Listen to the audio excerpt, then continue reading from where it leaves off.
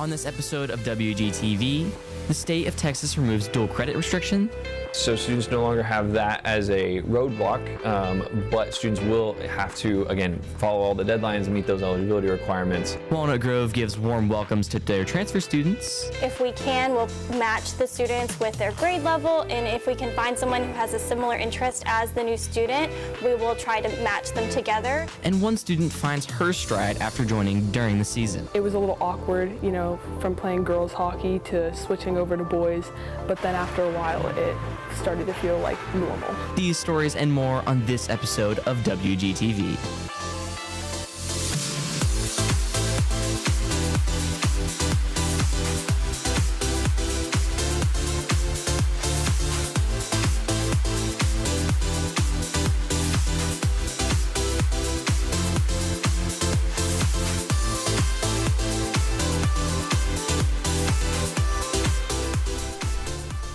Good afternoon, Wildcats, and thank you for tuning into this episode of WGTV. Live from the Grove, I'm Jackson Kingerski. And I'm Emma McQuitty. We have many exciting stories coming up, but first, Emma is going to catch you up on what's been happening at the Grove. Emma? Thanks, Jackson. Course selections for the 26 to 27 school year are officially open as of this Monday. For students to register for next year's classes, go to Skyward, click the Schedule tab, then view available courses. Schedule requests close Wednesday, the 28th. This past weekend, DECA competed in districts with 39 students coming back to the Grove qualifying for state this year, which is 7 more than last year's 32. These students will head down to Dallas February 19th through the 21st to possibly advance to the international level. Houston-based carrier Avalo Airlines has announced that they will be opening a new base at the McKinney National Airport, being the first airline to offer commercial passenger flights out of McKinney. Work has already started with the new terminal breaking ground. Late this year, the terminal will be opened with 4 gates and possibly expanding to 6 later on. Speaking of first, Denton County has documented its first ever western diamondback rattlesnake in the county's history. It's believed that the snake is a part of a larger undetected population and was just seeking shelter during colder temperatures. The animal was detained and given to a local research center to help scientists study the habitat requirements of the species. The state has recently removed major barriers for dual credit courses. Hudson Acosta has the story on how Walnut Grove is being affected by these changes. There are big changes coming to how you pick your classes for next year. So it's changed a lot. So in the past, you had to turn in your PSAT score, SAT score, ACT score to get the requirement to fulfill. And now the state has waived those conditions to take dual credit courses. So now if any student who wants the opportunity to take dual credit is able to take dual credit. But with this change, it isn't entirely removing all requirements. Collin College now only expects all students to maintain a 2.0 cumulative GPA requirement to remain in good academic standing. I feel like more students have the opportunity to now do dual credit now, because before it would be a certain score that you had to get, and that score it would be easy to achieve, but I feel like some students they wouldn't have the opportunity to do it. Maintaining a strong GPA in dual credit courses remains a key part of eligibility. So students no longer have that as a roadblock, but students will have to, again, follow all the deadlines, meet those eligibility requirements. While access has expanded, students still carry the responsibility once enrolled. Students would then need to, they take a certain number of credit hours, and then at some point they may have to test in the future if they reach a certain number of hours academically when it comes to college credit. For WGTV, I'm Hudson Acosta. Course selection ends January 28th, so don't forget to have that completed in Skyward on time. This Tuesday, the University of Texas at Austin's astronomy professor, Dan Jaffe, became president of the Giant Magellan Project, which contains the world's most powerful optical telescope. The telescope will be able to provide Southern Hemisphere access for American astronomers, along with sharper images and a lead in space science discovery.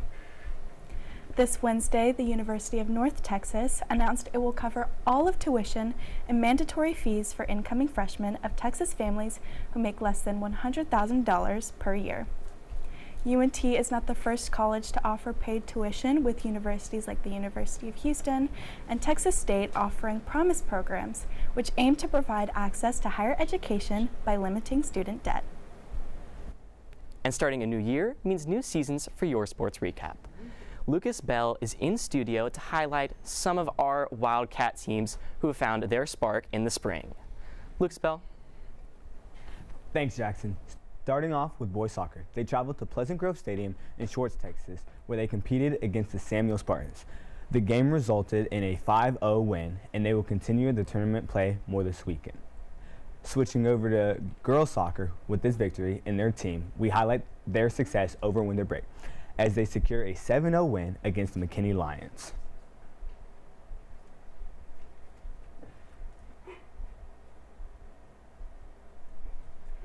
Number 9 storms down the field for a pass to her teammate to get the goal and the win. Next, as we dive into basketball, both girls and boys, as they had a phenomenal winter break, achieving wins against opponents. First, girls basketball securing them an undefeated title in district play.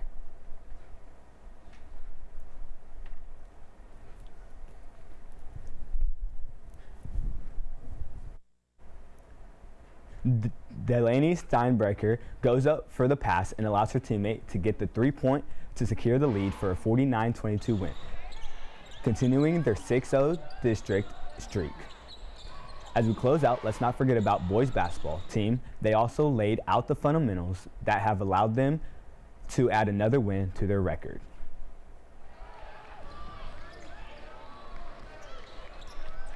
This overhead pass by Brooks allows Monte Ellis Jr.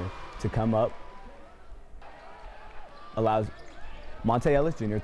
the 3-point, allowing them to secure the win and adding to their record.